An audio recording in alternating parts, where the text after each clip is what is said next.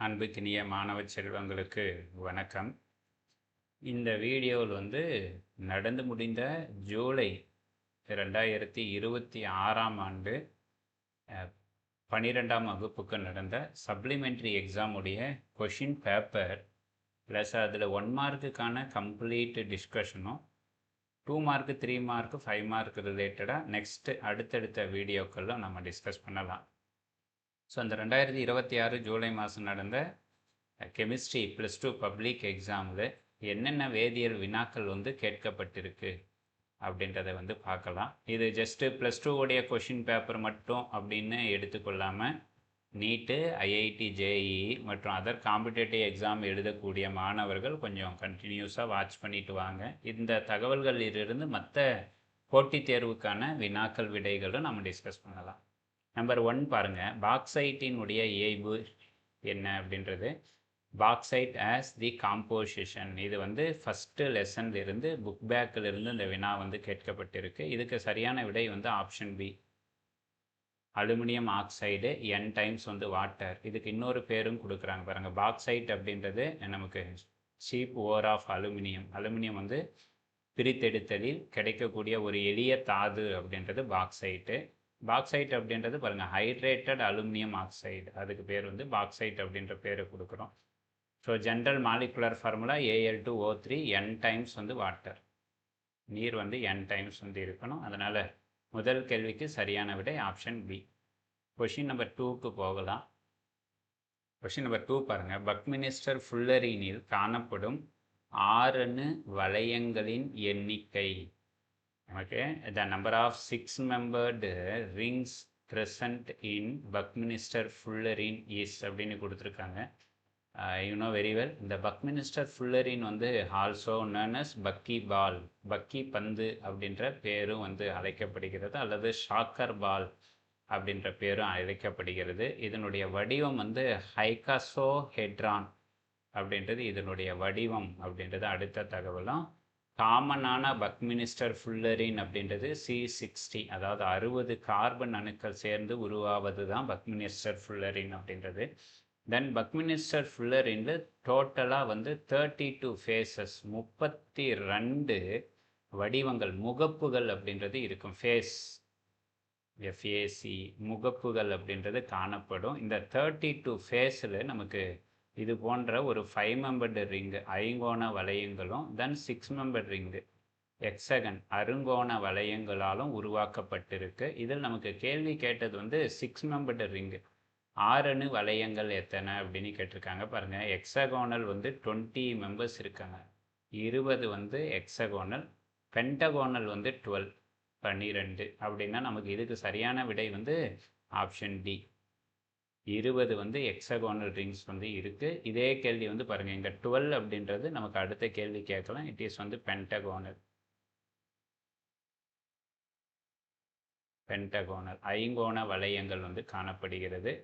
அதே போல் இந்த பக்மினிஸ்டர் ஃபுல்லரின் ரிலவெண்ட்டாக அனதர் ஒரு கொஷின்ஸ் கேட்பாங்க. ஹைப்ரிடைசேஷன், இனக்கலப்பு என்னன்னு கேட்பாங்க. It belongs to sp2 hybridization. அதே போல் தே ஹேவ் எலக்ட்ரிக்கல் கண்டக்டிவிட்டி, மின்சாரத்தை கடத்தக்கூடிய திறனையும் இந்த பக்மினிஸ்டர் ஃபுல்லரின் பெற்றிருக்கு அப்படின்னு சொல்லும். இது ரிலேட்டடாக எல்லாமே நமக்கு செகண்ட் கொஷினுக்கான ஆன்சர். நெக்ஸ்ட் கொஷின் நம்பர் 3 பாருங்கள், பின் வருவனவற்றுள் வலிமையான அமிலம்.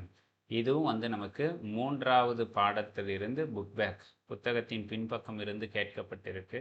இது எல்லாமே 17th குரூப்புடைய ஹாலோ ஆசிட்ஸ் பாருங்கள். HF hydrofluoric acid, HCl hydrochloric acid, HBr hydrobromic acid, then HI hydro iodic acid. இதில் டவுன் தி குரூப், ஒரு தொகுதியில் மேலிருந்து கீழாக செல்லும் பொழுது சைஸ் இன்க்ரீஸ் ஆகும். யாருடைய சைஸு? ஹாலஜனுடைய சைஸு.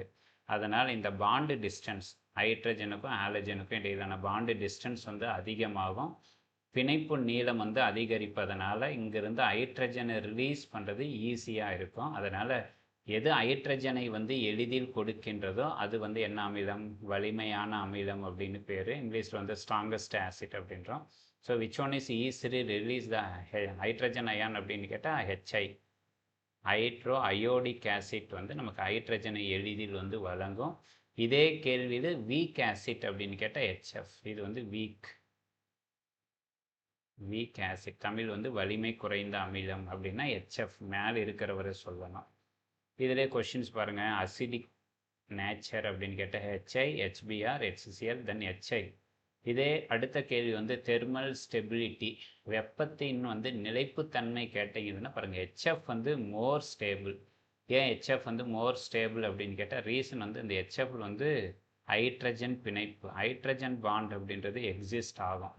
இந்த ஹைட்ரஜன் பிணைப்பு காணப்படுவதனால ஹெச்எஃப் வந்து பாயிலிங் பாயிண்ட் வந்து அதிகமாக இருக்கும், ஹெச்ஐக்கு வந்து பாயிலிங் பாயிண்ட் வந்து குறைவாக இருக்கும்.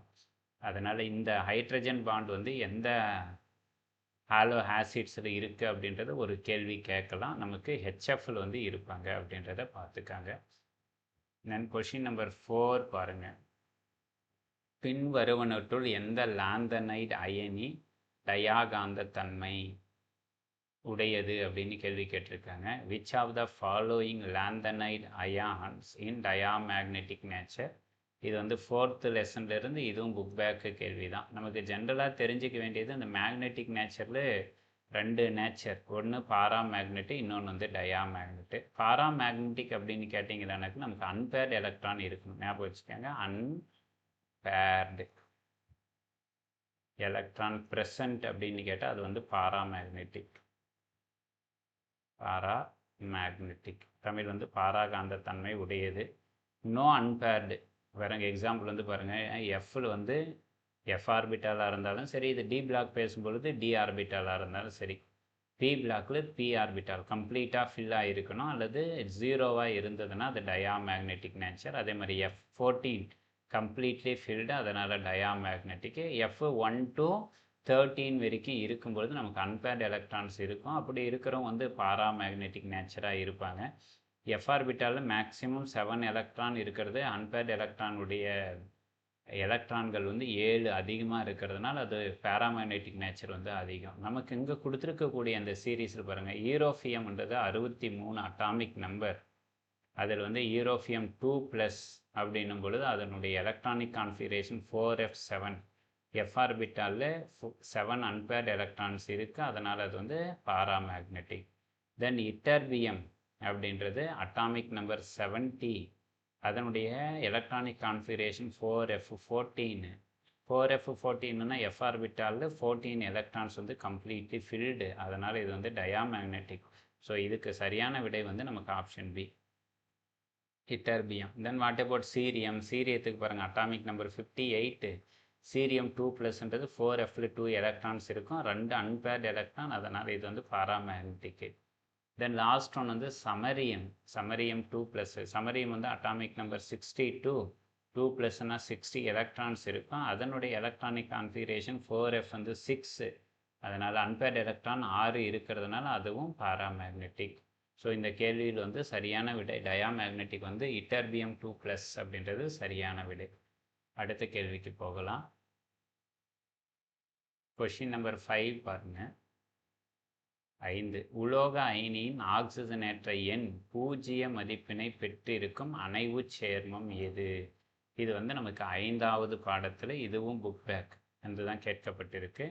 The complex compound in which the oxidation number of the metal is 0 அப்படின்னு கேட்டிருக்காங்க. இங்கே இருக்கிறது எல்லாமே சென்ட்ரல் மெட்டல் ஆட்டம் பாருங்கள். இங்கே அயன் இருக்குது, இங்கேவும் அயன் இருக்குது, இதிலும் அயன் இருக்குது, இதிலும் அயன் இருக்குது. ஸோ எல்லாமே சென்ட்ரல் மெட்டல் ஆட்டம் வந்து அயன் தான். பட் கூட இருக்கக்கூடிய லிகாண்டை வச்சு தான் எதை ஐடென்டிஃபை பண்ணணும்னா இந்த ஆக்சிடேஷன் நம்பரை ஐடென்டிஃபை பண்ணணும். பட் இங்கே இருக்கக்கூடியதில் இந்த கார்போனைல் இருக்குது பாருங்கள், இது வந்து neutral ligand. Neutral ligand Tamil வந்து நடுநிலை ஈனி. அதனால் இந்த நியூட்ரல் லிகாண்டுக்கான சார்ஜ், மின்சுமை சார்ஜ் வந்து 0. அதனால் இந்த என்டையராக அயனுடைய ஆக்சிடேஷன் ஸ்டேட் வந்து நமக்கு 0 அப்படின்றது சரியான விடை, ஆப்ஷன் வந்து சி.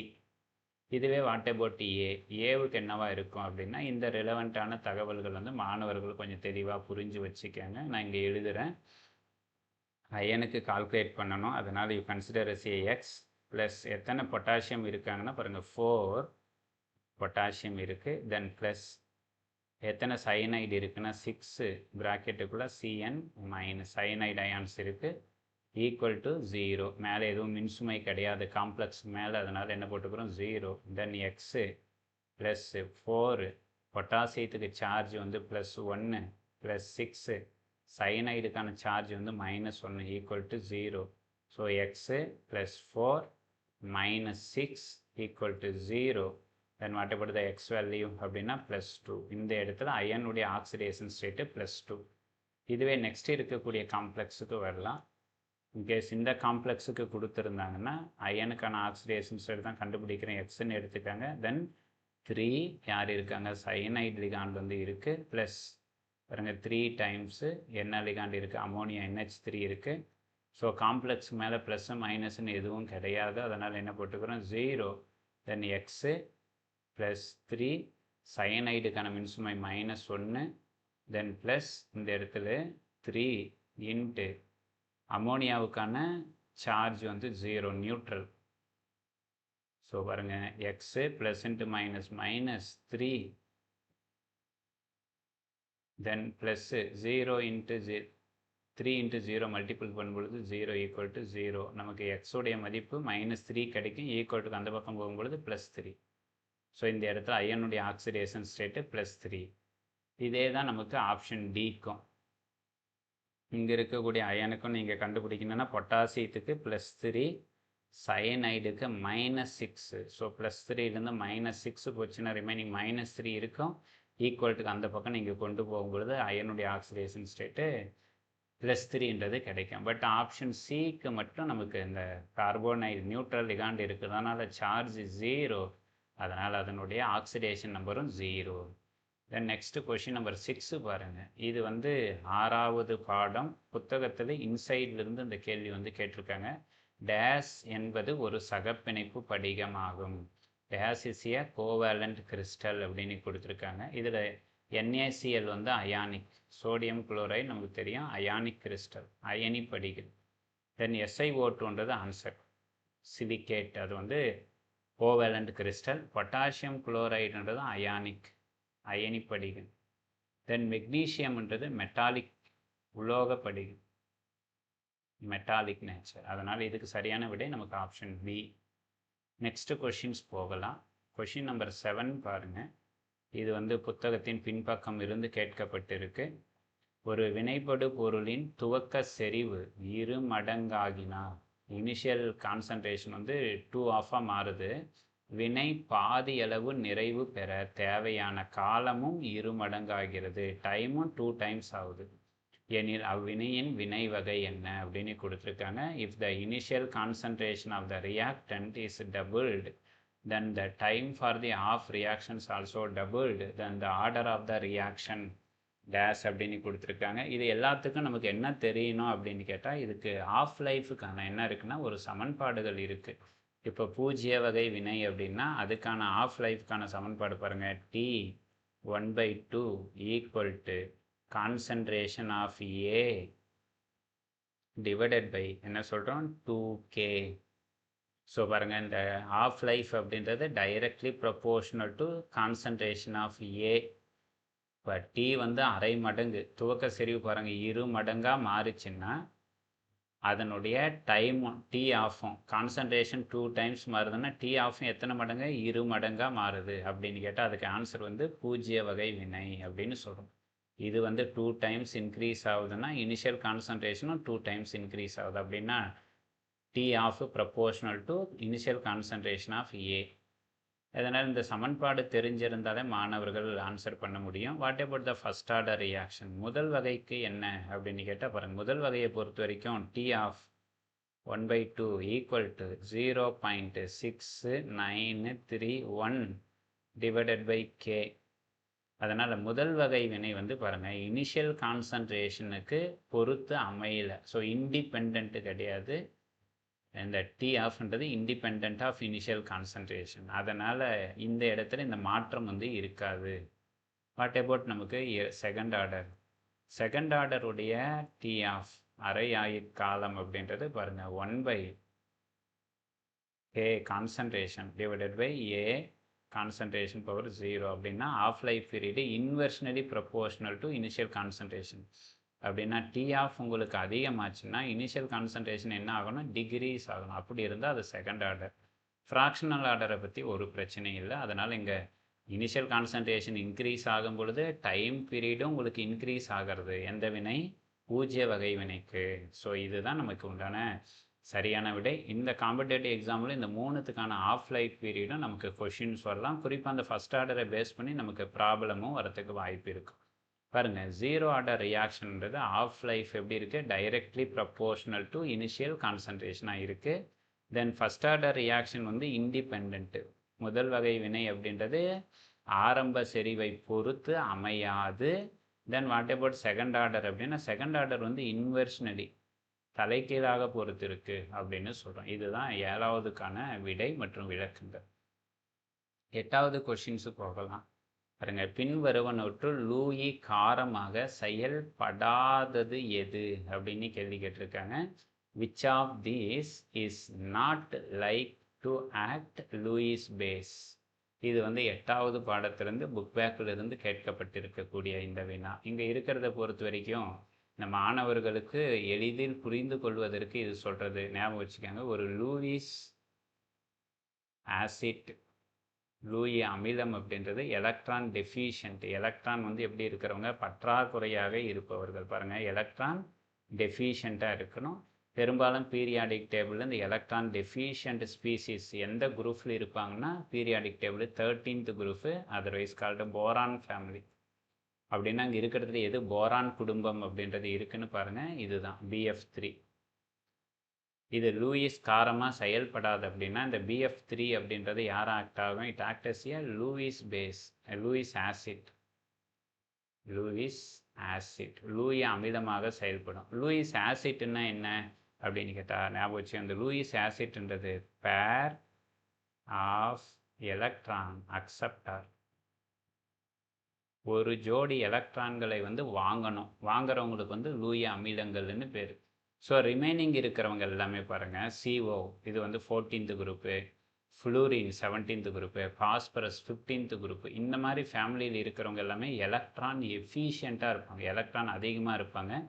எலக்ட்ரான் அதிகமாக இருக்கும் பொழுது அவங்க என்ன பண்ணுவாங்க, they ready to donate the pair of electron. ஒரு ஜோடி எலக்ட்ரான்களை அவங்க எல்லாமே கொடுப்பாங்க. அதனால் லோன் பேர்ஸ் வந்து இருக்கும். அப்படி லோன் பேர்ஸாக இருக்கிறவங்க எல்லாமே என்ன பேர் சொல்கிறோம், லூயிஸ் பேசஸ். தமிழ் லூயி காரங்கள்னு சொல்கிறோம். எக்ஸாம்பிள் அமோனியா, அதே மாதிரி வாட்டர், ஆக்சிஜனுக்கு மேலே நமக்கு 2 லோன் பேர்ஸ் இருக்கும். கார்பன் மோனாக்சைடு, PF3, PF5 யார் கொடுத்தாலும் சரி அவங்க எல்லாமே லூயிஸ் பேஸ். ஸோ லூயிஸ் பேஸ்ன்றது ஒரு ஜோடி எலக்ட்ரான்களை கொடுக்கணும் அப்படின்றத ஞாபகம் வச்சுக்கோங்க. ஸோ லூயிஸ் பேஸை பொறுத்த வரைக்கும் லூயிஸ் பேஸு பீரியாடிக் டேபிளில் 14th group, 15th group, 16th group, 17th group elements வந்து வருவாங்க. அப்படி வச்சு நீங்கள் ஞாபகம் வச்சு நீங்கள் ஆன்சரை சூஸ் பண்ணிக்கலாம். தென் நெக்ஸ்ட் கொஷின் போகலாம். 9th கொஸ்டின்ஸு பாருங்கள். லெட்டு சேமிப்பு கலன் மின்னேற்றம் சார்ஜிங் செய்யும் பொழுது என்ன நடக்குதுன்னு கேட்குறாங்க. இதுவும் 9வது பாடத்துலேருந்து புக் பேக் வினா அப்படியே கேட்டிருக்காங்க. ஸோ லெட் ஆசிட் ஸ்டோரேஜ் செல்லை வந்து நீங்கள் சார்ஜிங் பண்ணும் பொழுது இந்த லெட்டு சல்ஃபேட் அப்படின்றது ஆனோடு, ஓகேங்களா, ஞாபகம் வச்சுக்கோங்க. Lead sulphate on anode is reduced to lead சல்ஃபேட்டாக இருக்கிறது PbSO4 இருக்கிறது. இட் வில் பி ரெடியூஸ்டு இந்த ஃபார்ம் ஆஃப் லெட்டு, காரியமாக வந்து ஒடுக்கமடையும். பாருங்கள், ஆனோடுன்றது நேர்மின் முனையில் லெட்டு சல்ஃபேட் ஆனது லெட்டாக ஒடுக்கமடைகிறது, ரெடியூஸ் ஆகுறாங்க அப்படின்றது தான் நமக்கு சரியானது. Question number 9. அடுத்து கொஷின் நம்பர் 10 பாருங்கள். கொஷின் நம்பர் 10 இது நமக்கு வந்து புக்கு இன்சைட்லேருந்து அந்த கேள்வி கேட்டிருக்காங்க. 10th பாடத்திலிருந்து. ஒரு வாயுவானது ஒரு திண்ம உலோக பரப்பின் மீது பரப்பு கவரப்படுதல் என்பது தன்னிச்சையான மற்றும் வெப்ப உமிழ் நிகழ்வாகும். இது வந்து ஒரு எக்ஸோதெர்மிக் ப்ராசஸ்.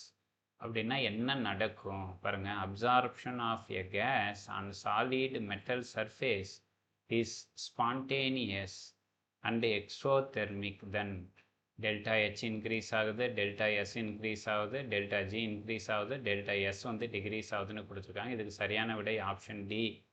என்ட்ரோபி டெல்டா எஸ்ன்றது என்ட்ரோபி வந்து குறையும் பாருங்கள். அப்சார்ப்ஷன் அதர்வைஸ் கால்டு HSG ரூல்னு சொல்கிறோம். ஹெச்ன்றது பாருங்கள் என்தால்பி, எஸ்ன்றது வந்து என்ட்ரோபி, ஜின்றது வந்து கிப்ஸ் ஃப்ரீ எனர்ஜி. நமக்கு அப்சார்ப்ஷன் நடக்கும் பொழுது பாருங்கள் என்தால்பி வந்து டிக்ரீஸ் ஆகுது எக்ஸோதெர்மிக்கு. அதே மாதிரி என்ட்ரோபி வந்து குறையுது. இப்போ நமக்கு இதுதான் ஆன்சர். என்ட்ரோபி வந்து என்ன ஆகணும், குறையணும் அப்படின்றது தான். தென் ஜி என்ன ஆகுது, ஸ்பான்டேனியஸ் ப்ராசஸ்க்கு வந்து குறையிறாங்க. அப்சார்ப்ஷன் ஆன் கேஸ் இந்த solid surface is a spontaneous and exothermic process. இது இங்கவே கொடுத்துட்டாங்க நமக்கு. ஸ்பான்டேனியஸ்ன்னு கொடுத்துட்டாங்க, எக்ஸோதெர்மிக்னு கொடுத்துட்டாங்க. இப்படி நடக்கும்பொழுது என்ன நடக்கும் பாருங்கள், கேஸ் அப்சார்ப்டு. அதனால் கேஸ் வந்து ஒரு மெட்டல் சர்ஃபேஸ் இருக்குன்னா இந்த மெட்டல் சர்ஃபேஸுக்கு மேலே கேஸ் வந்து படியும் பொழுது இங்கே என்ன நடக்குது, ரேண்டம்னஸ்னால் அந்த வாயு மூலக்கருகளினுடைய இயக்கம் வந்து தடைப்படுது. ஏன்னா இந்த உலோகத்தினுடைய மேற்பரப்பில் வந்து அட்ராக்ட் ஆகிடுது, ஒட்டிக்குது. அதனால் வாயுக்களினுடைய நகர்வு வந்து தடைப்படுகிறது அல்லது குறைகிறது. பாருங்கள், solid gas molecule loss their freedom of moment. அது வந்து தன்னிச்சையாக வாயு மூலக்கூறுகள் இயங்குவதனுடைய அளவு வந்து குறையுது. அதனால் தே பிகம் மோர் ஆர்டர்டு. அதனால் இந்த உலோகத்தினுடைய பரப்புக்கு மேலே அழகாக எந்தெந்த இடத்துல தான் வேக்கண்ட் சைட் இருக்கோ அந்த இடத்துல இந்த கேஸ் என்ன பண்ணிக்கும், ஒரு பர்ஃபெக்ட் ஆர்டராக வந்து அட்டாக் ஆகிரும். பாருங்க, பிகம் மோர் ஹார்டர்டு இந்த சாலிட் சர்ஃபேஸ். அதனால் என்ன நடக்குது, என்ட்ரோபி வந்து டிகிரீஸ். அதனால் அந்த வாயு மூலக்கூறுகளினுடைய நகர்வு வந்து குறையுது அப்படின்றது சரியான விடை. கொஷின் நம்பர் 11க்கு போகலாம். இந்த கொஷின் நம்பர் 11 வந்து 11வது பாடத்திலிருந்து புக் பேக்கு கேட்டிருக்காங்க. பின் வருவனவற்றுள் எச்சேர்மம் பீனாலுடன் வினைப்பட்டு பின் நீரார் பகுக்க சாலிசிலால்டிகைடை தருகிறது அப்படின்னு கொடுத்துருக்குறாங்க. Which of the following compound react with phenol followed by hydrolysis will give salicylaldehyde அப்படின்னு கொடுத்துருக்காங்க. இந்த வினை வந்து பார்த்தீங்கன்னா நமக்கு ரீமர்-டீமன் வினை. What is mean by Reimer Tiemann reaction அப்படின்னு கேட்டால், ரீமர்-டீமர் ரியாக்ஷன்ஸில் நம்ம ஃபீனாலை எடுத்துக்கிட்டு யார் கூட ஆட் பண்ணுறோம், குளோரோஃபார்ம். அந்த குளோரோஃபார்முக்கு பேர் தான் வந்து ட்ரைக்ளோரோமீத்தேன். இந்த பேசிக் மீடியத்தில் சோடியம் ஹைட்ராக்சைடு வந்து பேசிக் மீடியத்தில் நீங்கள் ரியாக்ஷன்ஸ் பண்ணும் பொழுது நமக்கு என்ன கிடைப்பாங்க, சாலிசிலால்டிகைடு வந்து கிடைக்கும். பாருங்கள், ரீமர்-டீமர் ரியாக்ஷன்றது phenol react with chloroform in the presence of aqueous NaOH and hydrolysis it form orthohydroxy benzaldehyde also known as salicylaldehyde அப்படின்றது கிடைக்கும். இந்த வினை வந்து இதே எடுத்து நம்ம எழுதலாம். கவனிக்க முடியுதா பாருங்கள். ஃபஸ்ட்டு யாரை எடுத்துக்கணும், ஃபீனால் நம்பர் 1. இங்கே வந்து OH இருக்கும், ஃபீனால் எடுத்துக்கிறோம். யார் கூட ட்ரீட் பண்ணுறோம், நம்ம குளோரோஃபார்ம் கூட. தென் CHCl3 இவர் கூட ட்ரீட் பண்ணுறோம். நமக்கு இங்கே என்ன கிடைப்பாங்க அப்படின்னு கேட்டால் CCl2 அப்படின்றது கிடைக்கும். இந்த CCl2 கூட ஃபர்தராக என்ன பண்ணுறீங்க, NaOH and followed by hydrolysis பண்ணும் பொழுது நமக்கு ஒரே ஒரு நிமிஷம்,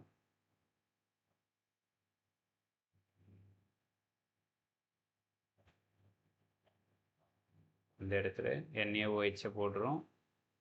ஸோ ஃபஸ்ட்டு ஸ்டெப்பில் ONA சோடியம் ஃபீனாக்சைடு வந்து கிடைக்கும்.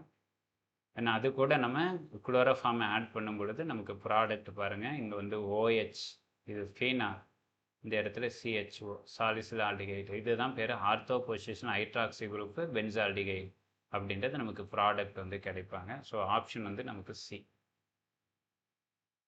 இந்த ரியாக்ஷன்ஸில் வந்து முக்கியமானது இந்த குளோரோஃபார்ம் ரியாக்ஷன் ஆகும்பொழுது உங்களுக்கு it will B undergo carbene mechanism. இதை ஞாபகம் வச்சுக்கோங்க, கார்பீன் மெக்கானிசம் அப்படின்றது ஒரு இன்டர்மீடியேட் வந்து இந்த பகுதியில் வந்து நடக்கும். தென் கொஷின் நம்பர் 12 நமக்கு 12th புக் பேக்கில் இருந்து இந்த கேள்வி கேட்டிருக்காங்க. பாருங்கள், அசிட்டோனில் இருந்து சைனோஹைட்ரின் உருவாகும் வினை எதற்கு சான்றாக உள்ளது அப்படின்னு கேட்டிருக்காங்க. The formation of cyanohydrin from acetone is example of. இது வந்து கருக்கவர் சேர்ப்பு வினை அல்லது நியூக்ளியோஃபிலிக் அடிஷன் ரியாக்ஷன்ஸ். இந்த நியூக்ளியோஃபிலிக் அடிஷன் என்ன, ஒரு கார்போனைல் காம்பவுண்டு கூட மேபி அது வந்து யாராக இருக்கலாம், உங்களுக்கு கீட்டோனாகவும் இருக்கலாம், அசிட்டோன் CH3 அசிட்டோனாகவும் இருக்கலாம், அல்லது ஒரு ஆல்டிகைடாகவும் இருக்கலாம். உதாரணம் வந்து அசிட்டால்டிகைட் CH3, இங்கே வந்து அசிட்டால்டிகைடாகவும் இருக்கலாம். இது கூட ஆட் பண்ணுறீங்க, HCN வந்து ஆட் பண்ணுறீங்க, சைனோஹைட்ரிக் HCN ஆட் பண்ணும்பொழுது பாருங்கள், இந்த கார்பன் ஆக்சிஜனுக்கு இடையில யார் மோர் எலக்ட்ரோ நெகட்டிவ்னா ஆக்சிஜன் மோர் எலக்ட்ரோ நெகட்டிவ். அதனால் இந்த பாண்ட் வந்து இப்படி பிரேக் ஆகிட்டு ஆக்சிஜனுக்கு மேலே நெகட்டிவ் சார்ஜும் கார்பனுக்கு மேலே ப்ளஸ்ஸும் இருக்கும். இப்போ இந்த HCN வந்து H ப்ளஸ் CN மைனஸாக இருக்கும். அதனால் இந்த CN மைனஸ் வந்து இந்த கார்பன் கூட அட்டாக் நடக்கும். ஸோ உங்களுக்கு ப்ராடக்ட் கார்பன் ஆல்ரெடி இருக்கக்கூடிய CH3, இங்கே ஒரு CH3, இங்கே யார் கனெக்ட் ஆகிருப்பாங்க, CN கனெக்ட் ஆகிரும். இங்கே O மைனஸ் இருக்கும், அது கூட யார் சேர்ந்துடும், அந்த H வந்து கனெக்ட் ஆகிட்டு OHஆக மாறும். இந்த வினை எந்த வகைக்கானதுன்னா பாருங்கள், கருக்கவர் சேர்ப்பு வினை. எப்பவுமே இந்த சேர்ப்பு வினைன்னா இந்த இடத்த பார்க்கணும். இந்த டபுள் பாண்டு ரியாக்டண்ட்டாக இருக்கக்கூடியது உங்களுக்கு சிங்கிள் பாண்டு ப்ராடக்டாக ஞாபகம் வச்சுக்கணும். Double bond converted to single bond அப்படின்னா அது வந்து அடிஷன் ரியாக்ஷன் நடந்திருக்கு அப்படின்றது பொருள். இல்லை சார், ஒரு சிங்கிள் பாண்டாக இருக்கிறது வந்து சேஞ்ச் இன்டு டபுள் பாண்ட் அப்படின்னு கேட்டால் அங்கே வந்து எலிமினேஷன் நடந்திருக்கான்னு அர்த்தம். இது வந்து அடிஷன். ஸோ டபுள் பாண்ட் வந்து சிங்கிள் பாண்டாக மாறிச்சுன்னா அடிஷன், இது வந்து எலிமினேஷன். சிங்கிள் பாண்டு டபுள் பாண்டாக மாறி இருக்கான்னா அது வந்து நீக்கல் வினைன்னு அர்த்தம். ஸோ இந்த carbonyl compounds aldehyde and ketones most characteristic reactions இந்த நியூக்ளியோஃபிலிக் அடிஷன். இந்த HCN வந்து ஆல்டிகைட் அல்லது கீட்டோன் கூட சேரும்பொழுது உங்களுக்கு சைனோஹைட்ரின், இதுதான் அந்த ப்ராடக்ட். சைனோஹைட்ரின்ன்றது ப்ராடக்ட். அடுத்த கொஷின் நம்பர் 13, 13வது. இது வந்து நமக்கு 13வது பாடத்தில் புக் பேக்கிலேருந்து கேட்கப்பட்டிருக்கு. பாருங்கள், நைட்ரோ பென்சின் அப்படின்றது அடர் nitric acid and sulphuric acid கூட லோ டெம்பரேச்சர் எவ்வளவு 80 டிகிரி டு 100 டிகிரி செல்சியஸில் வினைபுரிந்து கொடுக்கக்கூடிய விளைபொருள் எது அப்படின்னு கேள்வி கேட்டிருக்காங்க. The product formed by reaction with nitrobenzene in concentrated nitric acid and sulphuric acid. இந்த ரெண்டு பேரும் கலந்த கலவைக்கு வந்து நைட்ரேட்டிங் மிக்சர் அப்படின்னு பேர். நைட்ரோ ஏற்ற கலவை அப்படி இருக்கும் பொழுது 80 to 100 டிகிரி செல்சியஸில் என்ன ப்ராடக்ட் இருக்குது அப்படின்றது. ஃபஸ்ட்டு நம்ம யாரை எடுத்துக்கிறோம், ஒரு நைட்ரோ பென்சீன் வந்து ஸ்டார்டிங் மெட்டீரியலாக இருக்குது அப்படின்ட்டாங்க. இது வந்து பென்சீன், இங்கே வந்து NO2 குரூப் வந்து இருக்குது. இது ஃபர்தராக என்ன பண்ணுறாங்க, நைட்ரேஷன் பண்ணுறாங்க. Concentrated HNO3 and concentrated H2SO4. H2SO4. So what is the reactions, இப்போ இங்கே என்ன ப்ராடக்ட் கிடைக்கும் அப்படின்றது நல்லா கவனிச்சிக்கங்க. இது நைட்ரேட்டிங் மிக்சர்ன்றதுனால it will be form nitronium ion. NO2 plus அப்படின்றது ஃபார்மேஷன் ஆகும்.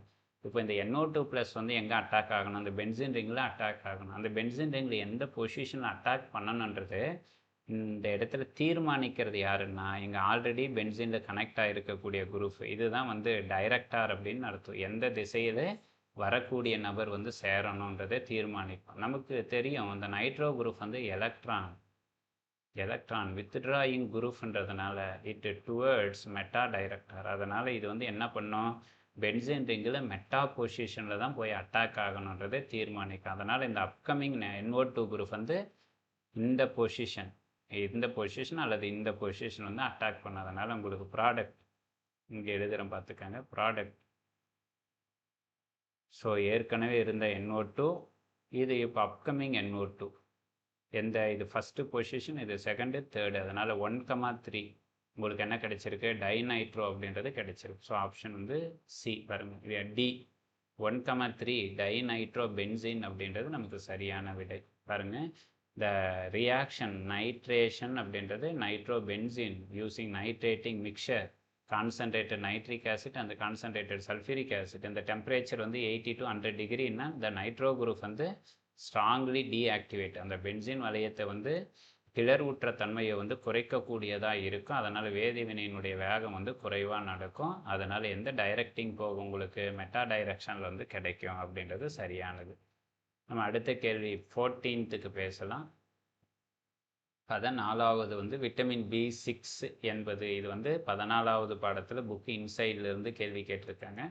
B6ன்றது வந்து நமக்கு ரிபோஃப்ளோவினா, தயமினா, நியாசினா, பைரிடாக்சினா அப்படின்னு கொடுத்துருக்குறாங்க. நமக்கு தயமின்ன்றது B1, இது வந்து B1 வந்து தயமின். B2 வந்து ரிபோஃப்ளோவின், B2 வந்து ரிபோஃப்ளோவின். தென் B3 வந்து நியாசின், B3 வந்து நியாசின். பைரிடாக்சின்ன்றது B6. அதனால் சரியான விடை நமக்கு ஆப்ஷன் டி. இதை நம்ம போட்டித் தேர்வில் மாணவர்கள் புரிந்து கொள்வதற்காக இது நம்ம என்ன சொல்லுவோம், இந்த ட்ரிக் வந்து சொல்லுவோம். மாணவர்கள் இந்த ட்ரிக்கை ஞாபகம் வச்சுக்கோங்க. பாருங்கள், இந்த பி, இந்த 1 இருக்குது பார்த்தீங்களா, இந்த 1 இந்த 1க்கு மேலே இப்படி ஒரு லைன் போட்டிங்கன்னா அது வந்து தயமீன். அதனால் B1ன்றது டி, தயமீன் அப்படின்றத ஞாபகம் வச்சுக்கோங்க.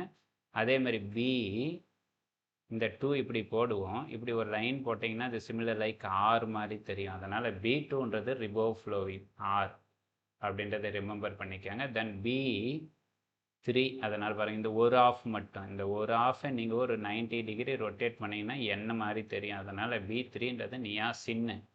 தென் பைரிடாக்சின் பாருங்கள், பி இந்த 6 இப்படி போடுவோம் இல்லைங்களா, இதை ஜஸ்ட் அப்படியே இன்வெர்ட் பண்ணிங்கன்னா இது யார், பி மாதிரி இருக்கும். அதனால் B6னா பைரிடாக்சின்.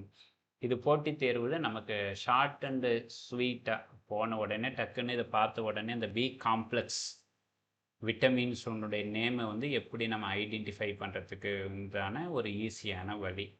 தென் இந்த லெசனில் கேட்டிருக்கக்கூடிய 15th கொஸ்டின், 15வது கேள்வி வந்து இதுவும் புத்தகத்தினுடைய பின்பக்கம் இருந்து கேட்கப்பட்டிருக்கு. ஸோ பின்வருவனற்றுள் எந்த ஒன்று மக்கும் பலப்படி அப்படின்னு கேட்டிருக்காங்க.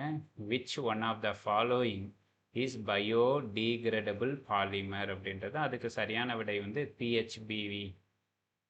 இது வந்து பயோடீகிரேடபிள் பாலிமர். பிஹெச்பிவின்றது poly hydroxy butyrate and valerate அப்படின்னு சொல்கிறோம். இது வந்து எளிதில் வந்து இயற்கையில் வந்து சிதைவுறக்கூடிய தன்மையை வந்து பெற்றிருக்கும். ரிமைனிங் இருக்கக்கூடிய பாருங்கள், HDP high density polyethylene, PVC polyvinyl chloride and nylon 6 இவர்கள் எல்லாமே வந்து நான் பயோடீகிரேடபிள் பிளாஸ்டிக். இவங்க வந்து எளிதில் வந்து வெப்பத்தினால் என்ன பண்ண மாட்டாங்க, இயற்கையில் வந்து சிதைவடைய மாட்டார்கள். அதனால் அவர்கள் வந்து மக்கும் பலப்படி கிடையாது. இயற்கையில் மக்கக்கூடிய நிலையில் இருக்கிறவங்க வந்து பிஹெச்பிவி மட்டும்தான் அப்படின்றத பார்த்துக்காங்க. ஸோ இந்த 15 வினாக்களில் நமக்கு புக் பேக்கில் இருந்து 11 வினாக்கள் வந்து கேட்கப்பட்டிருக்கு. புக்கு இன்சைடிலிருந்து 4 வினாக்கள் என்ற விதம் மொத்தம் 15 வினாக்கள் புத்தகத்திலிருந்து நமக்கு 1 மதிப்பெண் வினாக்கள் வந்து இடம்பெற்றிருக்கு. இந்த வீடியோவில் 1 மதிப்பெண் வினாக்களை மட்டும் நம்ம டிஸ்கஸ் பண்ணியிருக்கிறோம். 2 மார்க்கு 3 மார்க்கு 5 மார்க்கை வந்து அடுத்தடுத்த வீடியோவில் வந்து பேசிக்கலாம். So thank you. இது வீடியோ வந்து உங்களுக்கு போட்டித் தேர்வுக்கு ஹெல்ப்ஃபுல்லாக இருக்குன்றதுக்காக போடப்படுது. உங்களுக்கு பிடிச்சிருந்ததுன்னா உங்களுடைய நெய்பர்ஸ் அல்லது உங்களுடைய ஃப்ரெண்ட்ஸு, உங்களுடைய மாணவர்கள் டீச்சர்ஸாக இருந்தீங்கன்னா உங்களுடைய மாணவர்களுக்கு இந்த வீடியோவெல்லாம் போட்டு காட்டுங்க. இது மாதிரி எளிய வகையில் வேதியியலை வந்து புரிந்து கொள்வதன் மூலம் அடுத்து வரக்கூடிய கல்வியாண்டில் வந்து வேதியியல் பாடத்தில் எளிதில் 100க்கு 100 என்ற இலக்கை வந்து அடையலாம் என்று கூறி மீண்டும் அடுத்த வீடியோவில் சந்திக்கலாம். நன்றி, வணக்கம்.